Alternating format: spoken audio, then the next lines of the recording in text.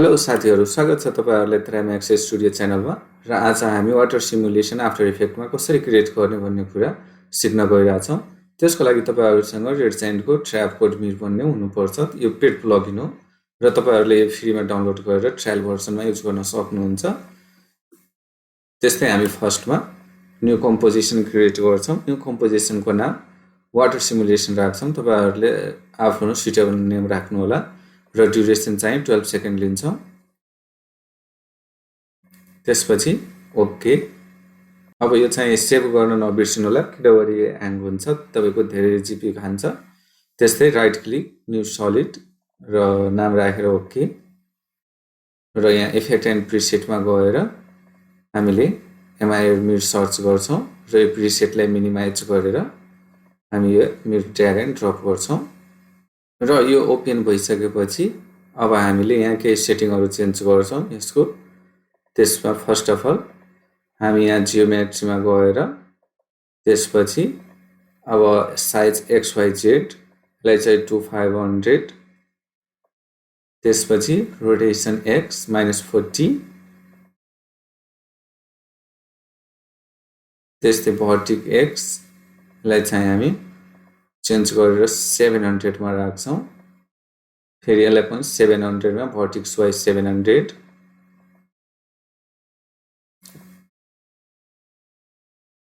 र टेस्टलेटलाई चेन्ज गर्छौं क्वार्ट्समा। र त्यसपछि हामी फ्र्याक्टलमा जान्छौं। फ्र्याक्टलमा मल्टी सिलेक्ट गर्छौं र एम्प्लिट्युड यसलाई 80 बाट 150 चाहिँ गर्छौं।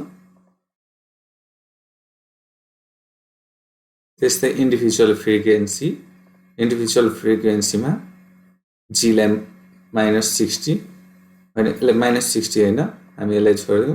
फ्रिक्वेन्सी X लाई 200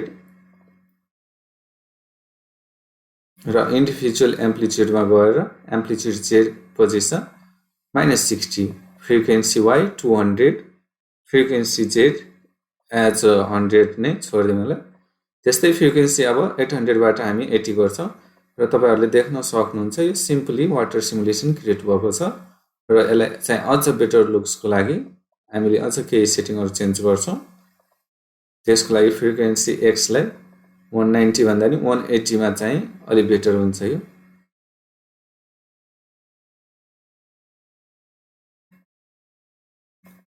त्यस्तै अल्ट प्रेस गरेर लेफ्ट क्लिक गर्नु होला स्टप वाचमा र टाइम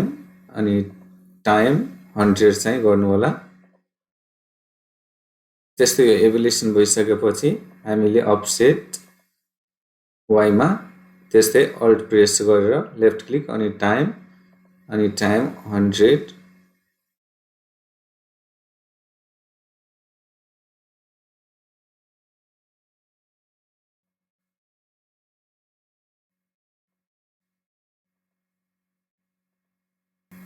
र यो सेटिङहरु भइसकेपछि यो अप्टिमलमा 0.4 र स्पाइरलमा 0.5।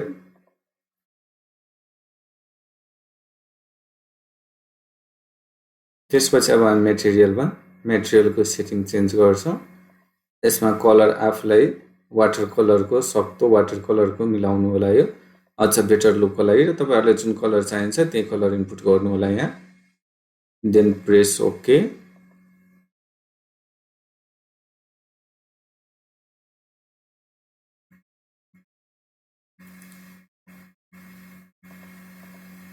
र यहाँ एम्बियन्टको हामी 100 बाट 50 चाहिँ डाउन गर्छौं। त्यसपछि हामी फेरि सेडर इफेक्टमा जान्छौं। सेडर मेनुमा यहाँ चाहिँ नर्मल इफेक्टलाई 50 बाट 100 गर्छौं।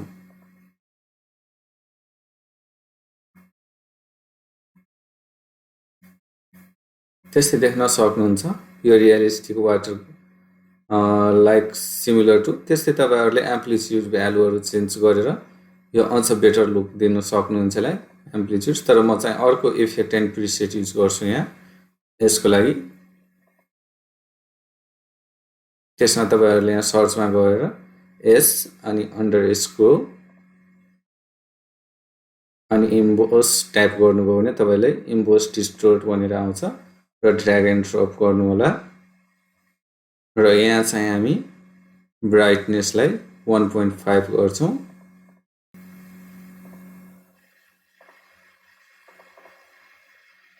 र सिम्पली यो एनिमेसन क्रिएट भएको छ र तपाईहरुलाई त्यस्तै अब यो इन्ट्रेस्टेड र हेल्पफुल भएको छ भने कृपया सब्स्क्राइब गरिदिनु होला र नोटिफिकेसन अन गरेर टचमा रहनु होला अर्को नेक्स्ट ट्युटोरियल छिटै आउनेछ